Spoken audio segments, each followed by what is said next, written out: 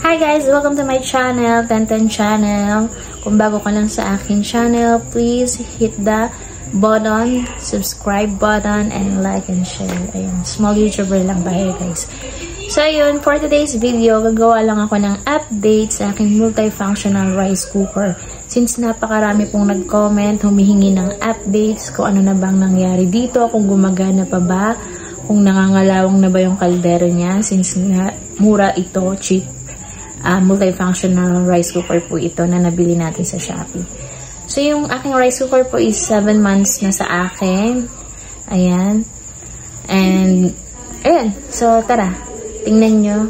Kayo nang musga kung ano ba talaga, kung matibay ba talaga to. At kung sulit ba. Tara. So, guys, dito ko nilagay ang aking multifunctional rice cooker. Tabi-tabi yung mga electronic appliances natin, yung microwave, air fryer. Then ito siya. Ayan. So far, so good pa, no? Kita nyo naman. Wala namang kalawang inside the plate. And then itong metal niya dito, wala din. At yan, papakita ko na sa inyo yung kaldero. Yun yung pinaka gusto nyong malaman kung okay pa ba siya. So, yung kaldero, guys, ito na. Ayan. So, makita nyo, normal lang namang magasgas yan kasi sa paghuhugas natin, hindi may iwasang makuskos. But, yan, as you can see, hindi naman siya nangangalawang, guys. Wala siyang bakas ng kalawang. Yung mga black na yung stain lang yun ng pagkatutong but not kalawang po.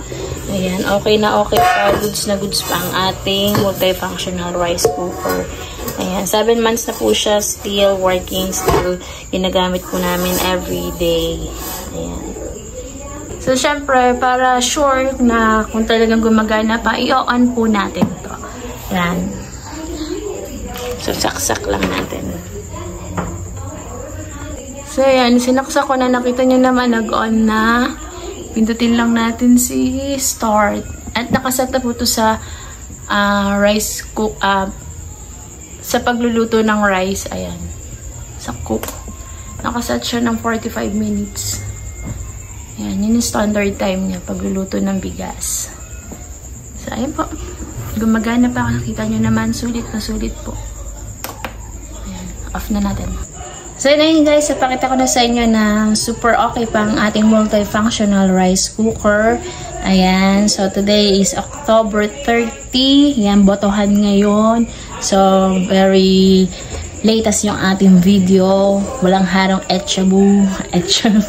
Ayan, so, totoo na okay ang ating multifunctional rice cooker. Ayan po sa mga humingi ng updates. Okay po siya. Try nyo na pong bumili.